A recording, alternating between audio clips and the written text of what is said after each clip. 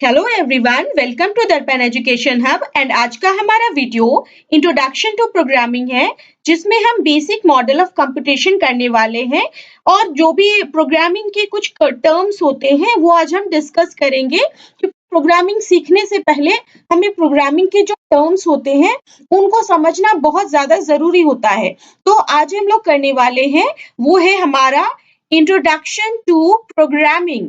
और इस introduction to programming में हम the basic model of computation करेंगे, जिसमें कुछ टर्म्स होंगे, एल्गोरिदम्स, फ्लो चार्ट, ये हम डिस्कस करने वाले हैं आज। तो मैंने इसके प्रीवियस वाले वीडियो में बताया था कि किस तरह से हम पाइथन प्रोग्रामिंग लैंग्वेज सीखने वाले हैं। और पाइथन करने से पहले या कोई भी प्रोग्रामिंग लैंग्वेज करने से पहले प्रोग्रामिंग का कॉन्सेप्ट समझना बहुत ज्यादा जरूरी होता है। तो आज हमारा जो वीडियो है इसमें हम ये पार्ट करने वाले हैं, the basic model of computation, algorithms and flow chart. तो वैसे तो मैं आप लोगों को एल्गोरिदम और फ्लो चार्ट के लिए अलग से कुछ लेक्चर्स दे दूंगी, लेकिन आज का जो वीडियो है इसमें हम इसको भी डिस्कस करने वाले हैं। तो आप यहाँ पे देख सकते हो, यहाँ पे मेरे पास कुछ चीजें हैं, कुछ नोट्स हैं, जिससे मैं आपको समझाना चाहती हूँ कि इंट्रोडक्शन ऑफ प्रोग्रामिंग लैंग्वेज में किस चीज का ध्यान रखना चाहिए, कौन कौन सी चीजें यहाँ पे होती है। तो फर्स्ट ऑफ ऑल यहाँ पे आप देख सकते हो, यहाँ पे प्रॉब्लम डेफिनेशन दिया हुआ है कि ये प्रॉब्लम डेफिनेशन क्या होता है। तो प्रॉब्लम डेफिनेशन का मतलब है कि आप जब भी कोई प्रोग्रामिंग करते हो तो उनके टर्म्स को समझिए। तो हम लोग को क्या क्या समझना है, सबसे पहले हमें ये समझना है कि किसी भी प्रॉब्लम को आप क्या बोलते हो, क्वेश्चन क्वेश्चन। तो जैसे मैथमेटिक्स में हम ये समझते हैं कि अगर हमें कोई भी क्वेश्चन सॉल्व करना है, हम क्या कहते हैं कि हमारा प्रॉब्लम है, इस प्रॉब्लम का सॉल्यूशन निकालना है। तो क्वेश्चन को जब हम सॉल्व करते हैं तो उसका कुछ सॉल्यूशन निकलता है। इसी तरह से प्रॉब्लम को जब सॉल्व किया जाता है तो उसका निकल जाता है आपको प्रोग्राम, तो वो बन जाता है सॉल्यूशन, प्रोग्राम। तो जब क्वेश्चन को सॉल्व किया जाता है और सॉल्व करने के बाद जो आपको आउटपुट मिलता है उसको आप क्या बोलते हो, वो सॉल्यूशन है। उसी तरह से किसी भी प्रॉब्लम को जब आप सॉल्व करते हैं प्रोग्रामिंग लैंग्वेज में, और सॉल्व करने के बाद जो सॉल्यूशन होता है उसको आप वहां पे बोलते हो कि वो एक प्रोग्राम है। अब हम छोटे छोटे टर्म्स में इसको पढ़ने वाले हैं, तो आप इस वीडियो को एंड तक जरूर देखिए। अगर आपको अच्छा लगे तो आप लाइक शेयर और कमेंट जरूर करें, और अगर आप मेरे चैनल पे न्यू हो तो सब्सक्राइब जरूर करें। तो आज हम लोगों को ये करना है कि what do you mean by problem, problem का डेफिनेशन समझिए। ये सबसे इनिशियल स्टेज होता है किसी भी प्रोग्रामिंग लैंग्वेज को सीखने से पहले। तो a problem definition involves the clear identification of the problem in terms of available input parameters and desired solution। यहाँ पे आपको ऐसे समझना होगा कि किसी भी प्रॉब्लम को, प्रॉब्लम क्या होता है, जैसे सपोज हम लोगों को दो नंबर को ऐड करना है, तो हमें प्रॉब्लम क्या है, एडिशन करना है। हम लोग का प्रॉब्लम क्या है, एडिशन करना है। अब इस एडिशन को करने के लिए, सॉल्व करने के लिए हम कुछ स्टेप्स फॉलो करते हैं, कुछ मैथमेटिक्स के ऑपरेटर्स यूज करते हैं। तो क्वेश्चन क्या है कि मेरे पास ए है, ए में 2 है, और बी है और बी में 3 है। हमारा सॉल्यूशन क्या होना चाहिए कि अगर हम ए और बी को ऐड कर दें तो सॉल्यूशन क्या हो जाए, वो सी में स्टोर हो जाए। तो हमारा प्रॉब्लम हमने आइडेंटिफाई किया कि एडिशन करना है, और एडिशन करने के बाद किस किस चीजों की जरूरत पड़ेगी, हमें इनपुट क्या देना होगा। हमने इनपुट दिया कि हमें ए चाहिए, बी चाहिए और सी चाहिए। ए जिसमें कुछ नंबर स्टोर होगा, बी जिसमें कोई नंबर स्टोर होगा, और सी जिसमें हम कैलकुलेशन करके कोई वैल्यू को स्टोर करेंगे।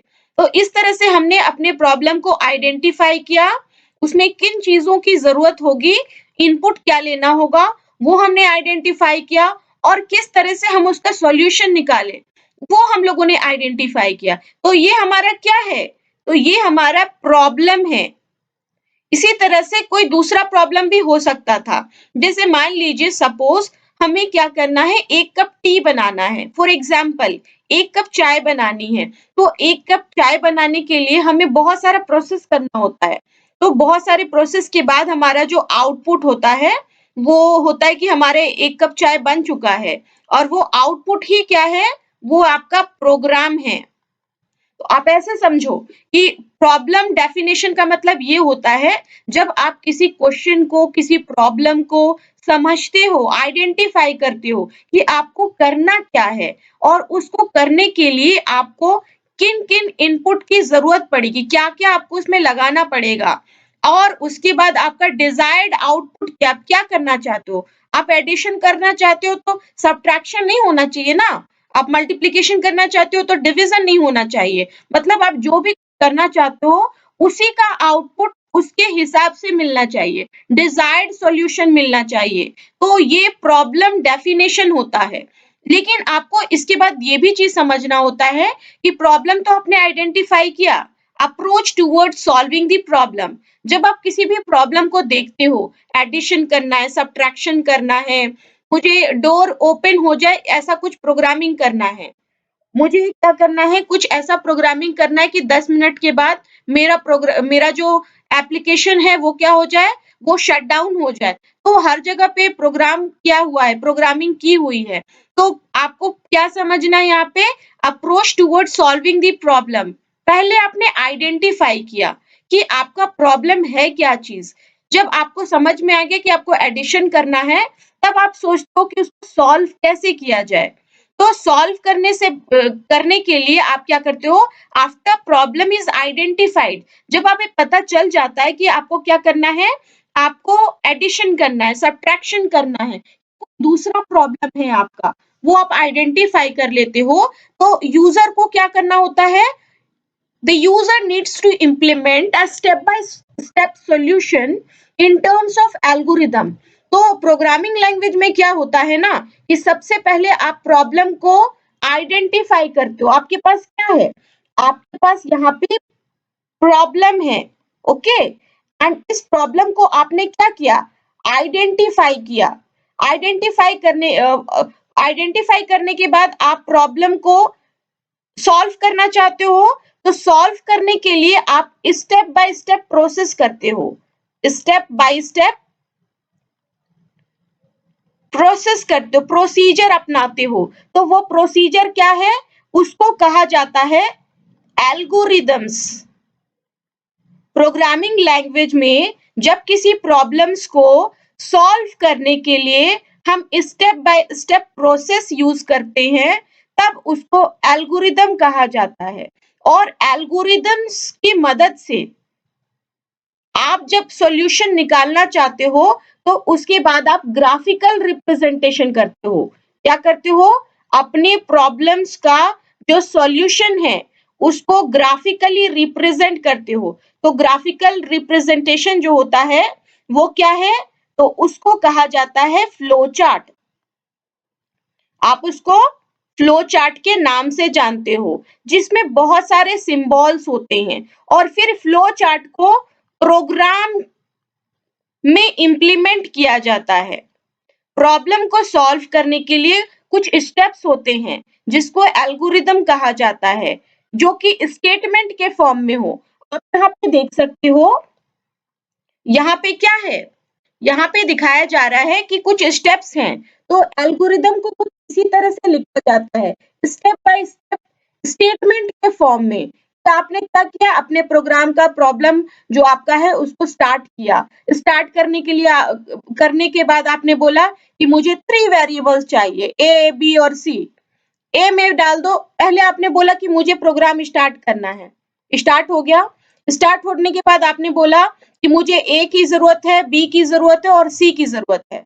उसके बाद आपने बोला मुझे ऑपरेशन करना है। ऑपरेशन क्या करना है कि ए और बी में जो भी कुछ ऐड है, वो क्या हो जाए, ये ए और बी जो है, इन दोनों को ऐड करो और ऐड करके कहाँ डाल दो, तो सी में डाल दो। और सी को क्या करो, तो सी को प्रिंट करा दो। तो ये स्टेटमेंट के फॉर्म में होता है। तब स्टेटमेंट के फॉर्म में जब ये होता है, तब आप उसको बोलते हो कि वो क्या है, वो एक एल्गोरिदम है। मैं आपको बनाना सिखाऊंगी नेक्स्ट वीडियो में, पहले इसके कॉन्सेप्ट को समझ लीजिए। और उसी एल्गोरिदम्स को, जो स्टेटमेंट्स हैं, आप यहाँ पे देखो जो स्टेटमेंट्स हैं, इन स्टेटमेंट्स को जब हम ग्राफिकली रिप्रेजेंट करते हैं, किसके थ्रू? तो सिंबल्स के थ्रू। सिंबल्स के थ्रू क्या करते हैं? ग्राफिकली रिप्रेजेंट करते हैं। तब हम उसको क्या कहते हैं कि वो क्या है? वो फ्लो चार्ट है। फ्लो चार्ट है। अब यहाँ पे देखो कि यहाँ पे लिखा है कि स्टेप बाय स्टेप जो सॉल्यूशन होता है उसको आप क्या बोलते हो? एल्गोरिदम बोलते हो। और एल्गोरिदम्स के बाद जब आप ग्राफिकली रिप्रेजेंट करते हैं अपने प्रॉब्लम को, सॉल्व करते हो अपने प्रॉब्लम्स को, तो उसको क्या कहा जाता है? उसको फ्लो चार्ट कहा जाता है। एंड हर एक फ्लो चार्ट के सिंबल्स का अपना अपना कुछ मीनिंग होता है और वो हम आपको एक-एक करके समझाने वाले हैं। इसके बाद जब आपका फ्लो चार्ट बन जाता है, आप क्या करते हो? अपने फ्लो चार्ट्स को ग्राफिकली जो आपने रिप्रेजेंट किया है, उसको किसी प्रोग्रामिंग लैंग्वेज की मदद से, मैं आपको इधर बताती हूँ। सबसे पहले आपका प्रॉब्लम होता है, आपने उसको आइडेंटिफाई किया। आपने क्या किया? उसको आइडेंटिफाई किया और प्रॉब्लम को सॉल्व करने के लिए प्रोसेस शुरू हो गया। प्रोसेस जो होता है उसको आप क्या बोलते हो? देखिए, प्रॉब्लम को सॉल्व करने के लिए आप एल्गोरिदम्स करते हो ना, एल्गोरिदम्स करते हो और एल्गोरिदम्स के बाद बनता है फ्लो चार्ट। और जब आप फ्लो चार्ट बना लेते हो तो उसके बाद उसको इम्प्लीमेंट किया जाता है प्रोग्राम में। तो इसके बाद जो सॉल्यूशन निकलता है उसको हम बोलते हैं प्रोग्राम। तो आप ऐसे समझो, स्टेप बाय स्टेप जो प्रोसेस है जहाँ पे स्टेटमेंट होता है,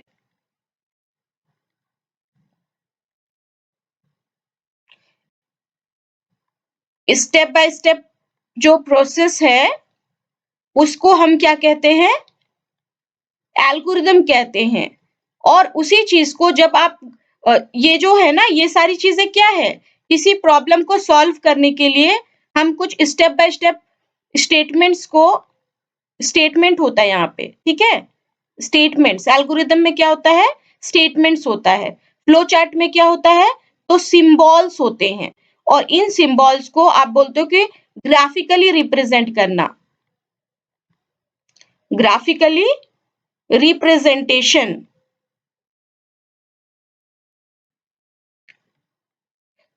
और जब आपका सॉल्यूशन निकल जाता है तो ये क्या है आपका? ये सॉल्यूशन है। प्रॉब्लम का सॉल्यूशन निकल गया प्रोग्राम्स के थ्रू।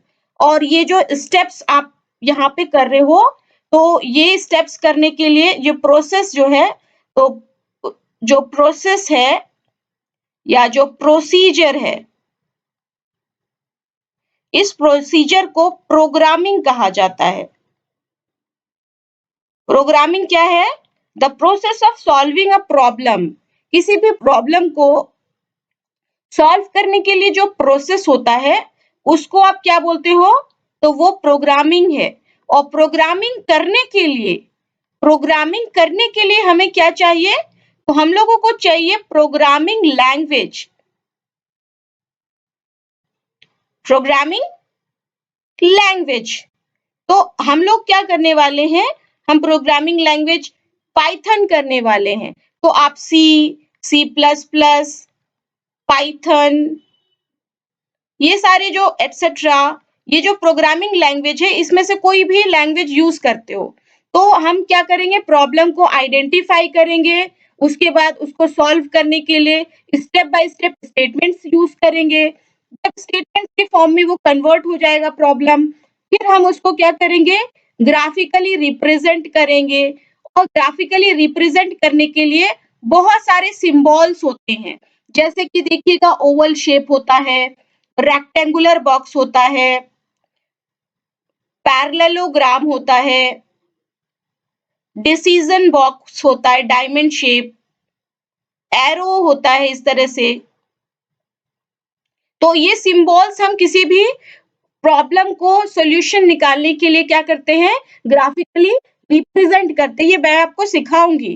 एंड जब ये सारी चीजें हो जाती है तो उसको प्रोग्राम में इंप्लीमेंट किया जाता है कि अब चलो इसको प्रोग्राम के थ्रू बनाया जाए। और प्रोग्राम कैसे बनेगा? तो प्रोग्राम बनाने के लिए आपको प्रोग्रामिंग लैंग्वेज की ज़रूरत होती है और प्रोग्रामिंग लैंग्वेज में आपका कोई भी लैंग्वेज हो सकता है, C, C plus plus, Python etcetera, कुछ भी हो सकता है। तो ये आपका क्या हो गया, प्रोग्रामिंग लैंग्वेज प्रोग्राम के लिए ज़रूरी हो गया। और जो प्रोसेस है कि प्रॉब्लम को सॉल्व करने से लेकर सॉल्यूशन मिलने तक का जो प्रोसेस होता है, उसी को प्रोग्रामिंग कहा जाता है। तो आई थिंक आपको ये समझ में आ गया हो।